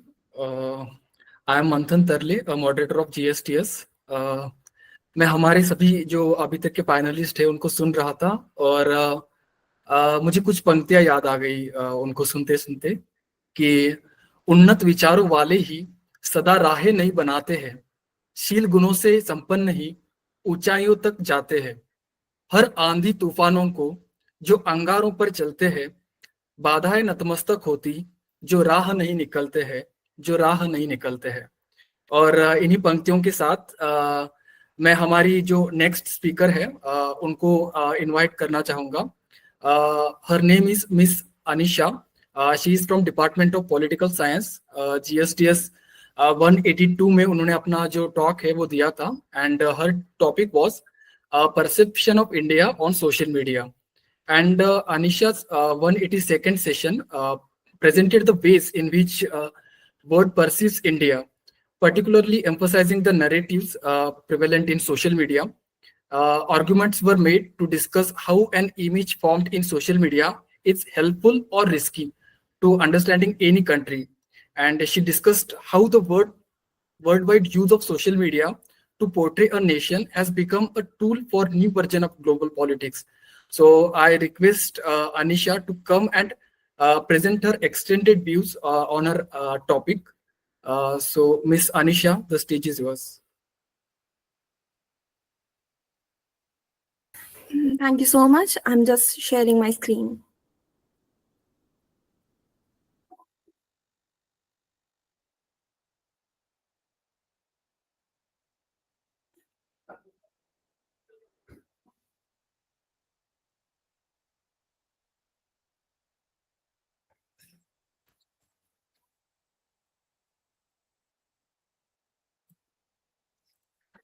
I welcome all and express my heartfelt gratitude to the whole panel, GSTS team, and the lovely and patient audience for giving me this opportunity. So my topic is about a major challenge to India's soft power and cultural heritage. जब भी हम perception की बात करते हैं तो एक counter narrative ये आता है कि योग और आयुर्वेद कितना वर्ल्ड वाइड पॉपुलर हो रहा है एंड किस तरीके से ये इंडिया का परसेप्शन इंप्रूव कर रहा है। But there is a phenomena जिसकी वजह से ये परसेप्शन की इंप्रूवमेंट हिंडर हो रही है, which is cultural piracy. Cultural piracy is, but not limited to, large-scale commercialization of Indian culture and knowledge system by West. अब इसमें होता क्या है कि किसी एक इंडियन नॉलेज सिस्टम या प्रोडक्ट की डिस्कवरी करी जाती है और उसके बाद उसे पेटेंट या कॉपीराइट्स के लिए डाल दिया जाता है, जिससे उसका जो कमर्शियल यूसेज है वो सिर्फ कुछ वेस्टर्न ऑर्गेनाइजेशंस या कंपनीज कर सकती है। अब इससे एक नॉलेज सिस्टम पॉपुलर तो होता है, लेकिन जो उसकी एसेंस है which makes it what it is वो चली जाती है, क्योंकि इसके अंदर उस एक पर्टिकुलर सेट ऑफ बिलीफ को वेस्टर्न आइडियल्स के हिसाब से अडॉप्ट किया जाता है। अब जैसे कि रिसेंटली हमने देखा कि turmeric latte which is actually हल्दी का दूध, वो बहुत ज्यादा पॉपुलर हो गया, लेकिन टर्मरिक लैटे में इंडिक नॉलेज को क्या कोई क्रेडिट मिलेगा? नहीं। इसी तरीके से प्राणायाम, जो मेरी फेलो स्पीकर ने अभी डिस्कस किया, उसे एक्सोटिक ब्रीदिंग टेक्निक के नाम से जाना जा रहा है।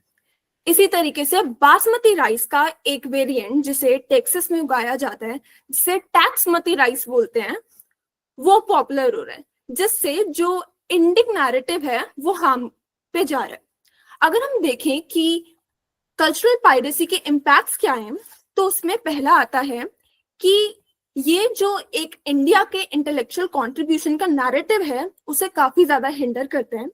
सेकंड, ये हमारी जो कल्चरल प्राइड है और जो इंडिक नॉलेज का जो हमारे अंदर एक प्रोसेस चलता है उसको कहीं ना कहीं डिल्यूट कर देता है, क्योंकि हम अपने थॉट प्रोसेस से एलियनेट महसूस करते हैं। इसके साथ ही इंडिक नॉलेज सिस्टम का एक बहुत इंपॉर्टेंट कंपोनेंट है विच इज सस्टेनेबिलिटी, और मास कमर्शलाइजेशन की वजह से वो सस्टेनेबिलिटी का कंपोनेंट ही पूरी तरीके से चला जाता है। इसके साथ इसमें मार्केट मिसइंटरप्रिटेशन होती है, जिसके लिए again I would like to quote my fellow speaker, जिन्होंने बताया कि वात दोष की वजह से मायोपिया होता है। अब आयुर्वेद में वात, पित्त या कफ का डायग्नोसिस करना इज वेरी इंपॉर्टेंट और उसके बाद ही आपको रेमेडी दी जाती है। लेकिन जब आयुर्वेद का मास स्केल कमर्शलाइजेशन हो जाता है तो ये डायग्नोसिस पहले नहीं हो पाता। जिसकी वजह से काफी बार मेडिसिन का हार्म ज्यादा होता है, जिससे इंडियन नॉलेज सिस्टम को नेगेटिव इम्पैक्ट पड़ता है। इसके साथ ही कल्चरल पायरेसी की एथिकल इम्प्लीकेशन भी है, जिसमें कल्चरल अप्रोप्रिएशन और इंटेलेक्चुअल प्रॉपर्टी राइट्स आते हैं। जैसे कि हमने देखा था कि अभी कुछ साल पहले टर्मरिक, बासमती और नीम ऑयल को लेकर कुछ यूएस कंपनीज ने पेटेंट फाइल किया था, जिसमें अगेन वंदना शिवा ने इंटरफेयर करके उस पेटेंट राइट्स को रोका। अब हम कुछ कल्चरल पायरेसी के कुछ और केसेस को देखते हैं, जिसमें फर्स्ट आता है योग और माइंडफुलनेस। योग एक प्रॉपर स्पिरिचुअल और लाइफस्टाइल की प्रैक्टिस है, लेकिन वेस्टर्न अडेप्टेशन में इसे सिर्फ एक फिटनेस रूटीन बना दिया गया। इसी तरीके से चक्र और कुंडलिनी, जो एक तांत्रिक प्रैक्टिस का एसेंस है, जिसके अंदर काफी ज्यादा डिवोशन और सैक्रिफाइस लगता है, उसको स्टोन्स और कलर्स में रिड्यूस कर एक हफ्ते के क्रैश कोर्सेज के फॉर्म में बेचा जा रहा है। इसी तरीके से आयुर्वेदिक, अगेन जो एक होलिस्टिक प्रैक्टिस है, उसको सिर्फ हर्बल सप्लीमेंट्स बनाकर कमोडिटिफाई कर दिया गया। इसी तरीके से मोक्ष, निर्वाण, कर्म, धर्म, ये एक ऐसी टर्मिनोलॉजीज हैं जो इंडियन फिलॉसफी की रूट है। ये एग्जैजरेशन नहीं होगी अगर हम ये बोले कि अगर कोई इंसान इन एक टर्म का मतलब ही अच्छे से समझ जाए तो उसकी लाइफ क्वालिटी में काफी इंप्रूवमेंट हो जाएगी। लेकिन इसको किस चीज में रिड्यूस कर दिया गया है? सिर्फ वेस्टर्न लिंगोस में। और इसके साथ ही टेक्सटाइल्स जैसे कि बांधनी और इक्कत, जो इंडियन क्राफ्ट्समैनशिप की एक पूरी हिस्ट्री और ट्रेडिशन को अपने साथ कैरी करती है, उसको बांधना प्रिंट करके दोबारा से रिपैकेज करके ग्लोबल टेक्सटाइल के रूप में बेचा जाता है, अगेन बाय वेस्ट। अब ये जितने भी यहाँ पे मैंने आपको केसेस बताए, दे आर वेरी इंपॉर्टेंट। मैं यहाँ पर ये नहीं कह रही कि इंडियन नॉलेज को शेयर नहीं करना चाहिए, लेकिन जब इंडियन नॉलेज को रीपैकेज करके वेस्टर्न नॉलेज की तरह बेचा जाता है, तो उसके थ्रू जो इंडियन नैरेटिव है उस पर इम्पैक्ट पड़ता है, और हम अपने कल्चर के कंपोनेंट्स का अपने नैरेटिव एडवांटेज के लिए यूज नहीं कर पाते। अब हम देखते हैं कि ऐसे कौन से मेजर्स हैं जिससे हम अपनी कल्चरल हेरिटेज को दोबारा रिक्लेम कर सकते हैं। सबसे पहले आता है strengthening intellectual property rights, which includes कि हम प्रॉपर लीगल फ्रेमवर्क्स बनाएं और इंटरनेशनल एग्रीमेंट्स में जाएं। और इसके साथ ही जो हमारी ट्रेडिशनल नॉलेज डेटाबेस लाइब्रेरी है उसको एक्सपैंड करें, क्योंकि unfortunately Joshua projects knows more about our tribal culture than we ourselves. Secondly, supporting local practitioners, जिसमें हम उन्हें फाइनेंशियल और इंस्टीट्यूशनल सपोर्ट प्रोवाइड कर सकते हैं, एक्सपोर्ट इंसेंटिव्स क्रिएट कर सकते हैं, और साथ ही यूथ के लिए कैपेसिटी बिल्डिंग प्रोग्राम्स कर सकते हैं, जिससे हमारा यूथ हमारे कल्चर को लेकर ज्यादा अवेयर हो। थर्डली इज एजुकेशनल रिफॉर्म्स, जिसके अंदर हम इंडियन इंटेलेक्चुअल हेरिटेज और हिस्ट्री को लेकर मॉड्यूल्स बनाएं और उसे अपने करिकुलम में इंट्रोड्यूस करें। इसके साथ ही हम ओरिजिनल टेक्स्ट के रिप्रेजेंटेशन पे ज्यादा फोकस करें, बजाय कि कॉलोनाइज्ड इंटरप्रिटेशंस को पढ़ने के। इसके साथ ही हम केशरी भट्टाचार्य जी के स्वराज इन आइडियाज के प्रिंसिपल भी काम कर सकते हैं, जिससे हम एक कल्चरल असिमिलेशन की तरफ बढ़ सकते हैं। Fourth major will include diplomatic and cultural advocacy, जिसमें आता है कि हम यूनेस्को जैसे प्लेटफॉर्म्स का यूज करें रिकॉग्निशन के लिए। हम कल्चरल डिप्लोमेसी के लिए MEA, ICCR जैसे इंस्टीट्यूशन को स्ट्रेंथन करें। Then we can also use diaspora, ताकि टारगेटेड एरिया में इंडियन कल्चर की प्रॉपर रिप्रेजेंटेशन हो सके। इसके साथ ही एक ऐसा कंटेंट जिसके अंदर इंडियन कल्चर को प्रॉपर कंटेक्स्ट और नुआंसेस के साथ रिप्रेजेंट किया जाए, हम ऐसे कंटेंट क्रिएशन को भी सपोर्ट करें। Well, now concluding it all, we need to stop the cultural piracy of Indian culture to ensure that we save our soft power and heritage, and we avoid the subsequent misinterpretation and exploitation. It is necessary ताकि हम अपनी cultural wealth को global goodwill बनाने के लिए harness कर सकें, और साथ ही जो Indian sustainable cultural और economic practices हैं उनको यूज करके आज के chaotic और unstable world को better principles की तरह guide करें। Now end में I would like to say what Charak Samhita says about a good practitioner. Charak Samhita says कि एक अच्छा practitioner वो नहीं है जो सिर्फ profit या पैसे के लिए काम करे, बल्कि वो है जो wellness और सोसाइटी के अपलिफ्टमेंट के लिए काम करें। तो वहीं जहां हमारे पास ये कल्चरल पायरेसी को हमें रोकना चाहिए, वहीं ऐसा भी नहीं हो कि हम अगेन एक वेस्टर्न वर्जन ही बन पाए और हमारी नॉलेज को यूज करके जो हम एक ग्लोबल बेनिफिट कर सकते हैं, हम उसको पूरी तरीके से हिंडर कर दें। So this was my presentation. Thank you all for patiently listening to it. It was wonderful talk Anisha. बहुत ही कम समय में आपने जो कल्चरल पायरेसी है उसके इम्पैक्ट्स और जो केस स्टडीज आपने हाईलाइट की, बहुत ही ब्यूटीफुली प्रेजेंटेड था। And as we have time limit, बहुत ही कम समय है हमारे पास, तो इसलिए आगे जो स्पीकर्स आने वाले हैं उनसे एक रिक्वेस्ट रहेगी कि you can use 5 minutes for your talk and 2 minutes to conclude, 2 or 1 minute to conclude. उससे ज़्यादा आप उसको मतलब ज़्यादा एक्सटेंड ना करें, यही रिक्वेस्ट आप जो अपकमिंग स्पीकर है उनसे रहेंगी। और इसी के साथ अब हम अपने जो अगले स्पीकर है उनको बुलाते हैं। His name is Mr. Hardik from University of Birmingham, UK. GSTS 183 में उन्होंने अपना टॉक प्रेजेंट किया था on the topic food insecurity challenges and strategies. उन्होंने उस पर डिस्कस की थी फूड इनसिक्योरिटीज के बारे में। सो आई इनवाइट हिम, वो आए और अपना जो टॉपिक है उसका जो आइडियाज है उनको एक्सटेंड करें। So Hardik, stage is yours. Thank you very much. So today I'll be discussing social mobility and opportunity. And this is all about how ambition or individuality drives individuals to succeed, but structural barriers often limit these opportunities. And we'll be exploring how education and policies shape that mobility and opportunity, and how individuality fuels ambition as a transformative force. And the reason I picked this specific topic is because I believe the impact of increasing social mobility is very significant, and creating the opportunity for talent across the the social spectrum to be recognized is something I feel we should all thrive to do. Now, can ambition alone break the cycle of poverty, or does society need to do more? Hardik, sorry to interrupt you. Are you presenting your PPT? Yes, it should be.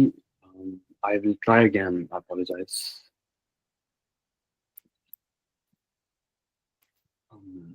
Please bear with me.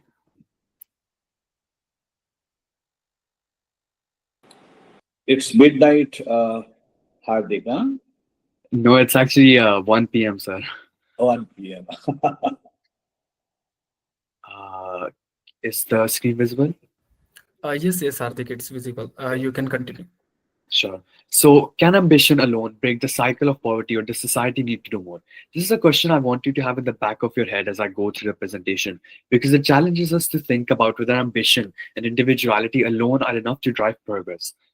Or if society must actively create environments that nurture or sustain these qualities. And as you can see, I've put a quote that says, individuality is the flame, and ambition is the flame that keeps burning. And I feel this relates to all of us in a way. And if I was to use my personal story, when I began my journey as a youth voice activist or social activist, I realized how crucial it was to honor both ambition and individuality.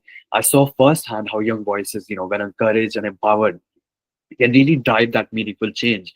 And my work was not just driven by my ambition towards inequality, food poverty, child poverty, etc., but by a sense of identity and purpose, which one can build through their own experiences and upbringing. And these are the qualities that I believe really define that progress that I've had the honor of making along with my peers. And these all experiences have taught me that ambition, when supported by the right systems and opportunities, can really light up the paths not just for individuals, but for entire communities. Now, what exactly is social mobility? Well, social mobility refers to the ability of individuals or groups to move within a society's social or economic hierarchy, or almost their socio-economic status. Right, and as you can see from the figure, it says something called the upward mobility, which basically refers to a rising to a higher socioeconomic status. Now, there are many influential factors such as education, economic policies, access to resources, etc. But how exactly does this relate to ambition? Well, I framed social mobility as a measure of how ambition translates into progress within society. And ambition really plays that role of a driving force for mobility almost. And ambition motivates individuals to pursue education, better jobs, improve living standards, overall really aiming for that upward mobility. Now, in terms of the barriers to social mobility, we have education inequality, economic disparities, discrimination, etc. Right? If I was to explain one, for example, economic disparities, the wealth gap really restricts ambitious aspirations to turning into reality. And the top 10% of India's population hold 50%, 57% of the national income, while their bottom 50% account only for the 13%. And this concentration of wealth among the elite really limits those economic opportunities for the majority, reinforcing that systematic and institutional barrier towards upward mobility. Now, despite this, however, many do persist, showing that that ambition and individuality can thrive even in adversity when given the right support. And as you can see, I've put an image of Kalpana Saroj there. And, she's a great example because she was born into poverty and faced with mass discrimination, primarily caste discrimination, and she overcame these barriers to become a really successful entrepreneur and CEO. Her story is just a reminder that ambition is not just about achieving personal success, but about proving that hope can triumph against impossible odds or impossible seeming odds. And I'm sure, as we all know, her example is just one of many. There are many like her who have overcame their difficult situations with the smallest of opportunities and support provided. Now, as we just saw, education and respective programs have a massive, massive role to play in social mobility.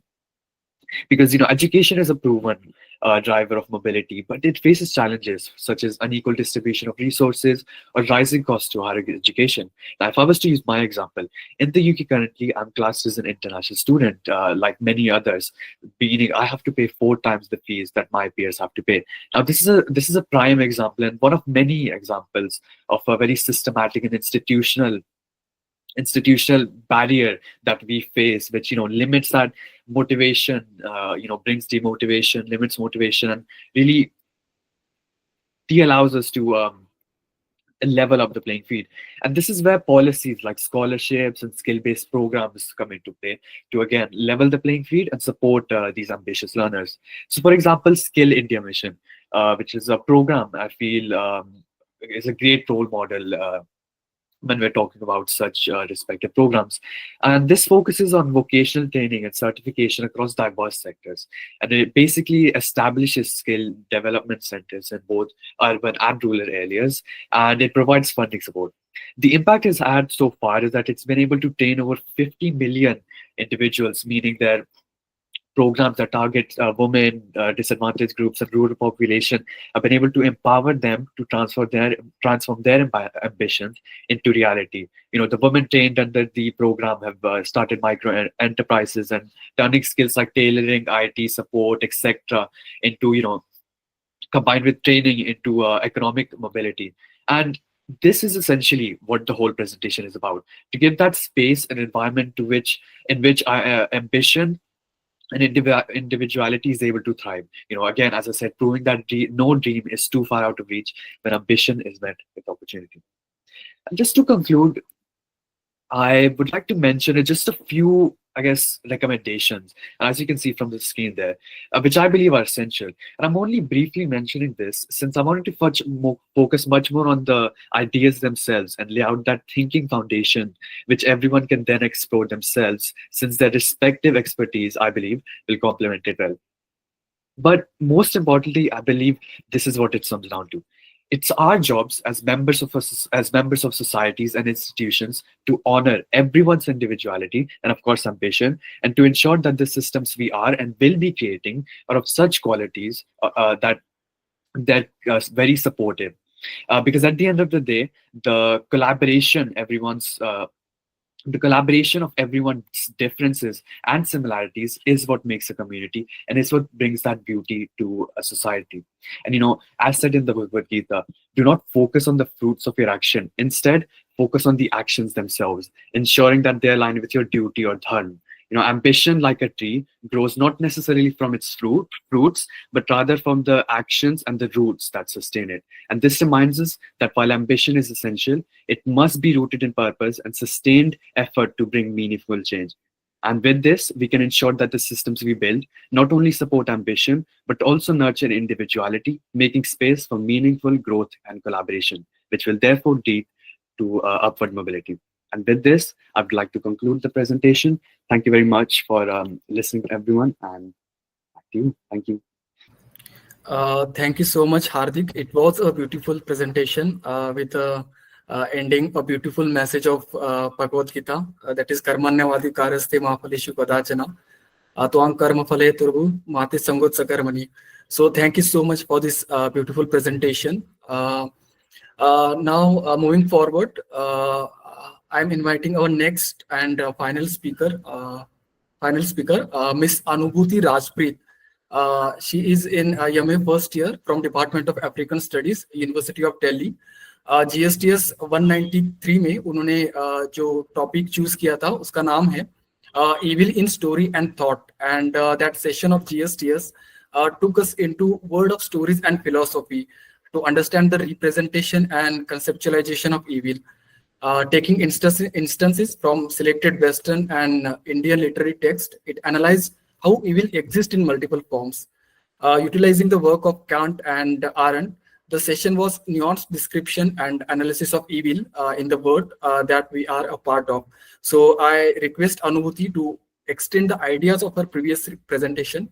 And Ms. Anubhuti, the stage is all yours. Thank you, Manthan. Thank you, the GSTS platform, for again offering me this stage to talk about what I want to talk about. Again, good evening, everyone. My name is Anubhuti Rajpreet. I'm a master's scholar from the Department of African Studies, and I've done my undergrad from Ramjas College, University of Delhi, in the subjects philosophy and a minor in English literature. So before I begin with the core topic of today, I would just like to give a brief recap of what we've discussed so far in my previous presentation. I've explored the concept of evil, focusing on its representation in literature, philosophy, and society. So evil is not just about villains or monsters. It can be subtle, sometimes hidden behind everyday choices, societal structures, and even good intentions. So through stories like Macbeth, Mahabharata, and Godan, we've seen how evil can be rooted in ambition, systemic injustice, and the silence of bystanders. I've also explored it by the help of philosophers like Immanuel Kant and Hannah Arendt. Ultimately, the exploration of evil challenges us to reflect on our own actions and the systems around us, as well as the moral choices we make every day. So today I have explored it with another dimension. I have taken some more stories, some more social experiments, and I've also explored it through a psychological point of view, apart from just philosophy and literature. So we often think of evil as a clear-cut concept, like bad guys in black hats or monsters lurking in the dark. But in reality, evil is much more complex. It's often hidden in a gray area, a place where right and wrong aren't as simple as they seem. So I want to talk about Primo Levi's concept of the gray zone, which he explores in The Drowned and the Saved, which is his creation of essays, as I've portrayed in my presentation. So in Nazi concentration camps, prisoners often found themselves in situations where survival required them to make impossible choices. So sometimes they were forced to harm or betray fellow inmates just to stay alive. Can we still call them evil? Or were they victims too, trapped by circumstances? This idea forces us to confront a difficult question, which is everyone capable of being evil if they are pushed far enough? Now, history is full of such examples where people who were once considered good or moral found themselves doing things they never imagined simply to survive. So the gray zone is not just about Nazi concentration camps. It's a part of the human condition where fear, desperation, and also survival instincts blur the lines between what's right and what is wrong. So in our daily lives, we might not face life and death situations, but what's important here is to ask that, can we truly remain good when being pushed to our limits? When we think about morality, is it always absolute? Or do the pressures around us shape the choices we make? So I have also shifted gears here a bit, and I'm looking at something which is just as dangerous as evil, which is silence. So in many situations, evil continues because people refuse to act. As explored previously, one key example and a very powerful one is from the Mahabharata, where Draupadi is humiliated in the royal court. Duryodhan and Dushasan are clearly evil in this moment. But what's just as troubling is the collective silence of all the elders, the warriors, who could have stopped the act, but they did not. We have Bhishma Pitama, who's a revered elder. He, justifies his inaction. And we have Karna, who is known for his honor. He also actively participates. Now, this isn't just a mythological issue. Real world history and studies show that when people stay silent, evil can still thrive. We have taken the example of the Milgram experiment as an example. In the 1960s, ordinary people were willing to administer what they believed were lethal shocks to others simply because they were told to by an authority figure. Now, this shows that silence and inaction can make us complicit in evil, even when we are not actively participating. We often think about the idea that within every human being there exists both the capacity for great good and terrible evil. So I have also explored this duality through an example of Robert Louis Stevenson's novel, Dr. Jekyll and Mr. Hyde. So in this story, Dr. Jekyll is a kind and respected man. He creates a potion that allows him to become Mr. Hyde, who is a cruel and violent character that indulges in his darker desires. Now, Dr. Jekyll and Mr. Hyde are two sides, but of the same person. What does this show us? That evil is not always something external. It's often within us, coexisting within our very virtues, within our principles. Under certain pressures, the darker side of our nature can emerge. We've all heard stories of people who commit acts of cruelty or selfishness, and it leaves us wondering that how could this person who was once so kind do something so terrible? We have philosophers like Nietzsche who suggest that society, but these instincts can never truly be gone. In the moments of chaos and anonymity, these instincts can still resurface. The question here is, what determines which side of ourselves we let take control? Now, evil is not always the result of one malicious individual. It can be built into the very systems that we live in. I have also talked about how systemic injustice in stories like Godan gives way to oppressive systems of class, debt, and the power crush between the story, how of evil, and how these are real world examples. We can think about institutionalized racism and caste system, or exploitative labor practices. In these cases, evil does not come from a single villain. It is embedded in the way society is structured and is often going unnoticed by those who benefit from it. Those who are crushed by it, however, live in it every day, and that is something that we really need to think about. Finally, I have also talked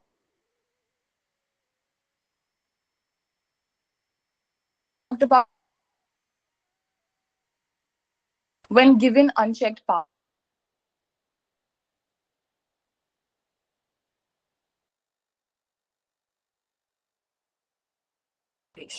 Now, again to engage in sadistic behavior, while the prisoners, they became submissive and distressed. So this experiment, it underlines the influence of situational factors, such as we have power, we have anonymity, lack for accountability. So it challenges the very idea that evil is only about individual character. Sometimes the environment, the roles we are forced into, and the systems we participate in can push us to act in ways that we might never expect. Now, evil is often overwhelming, but stories of courage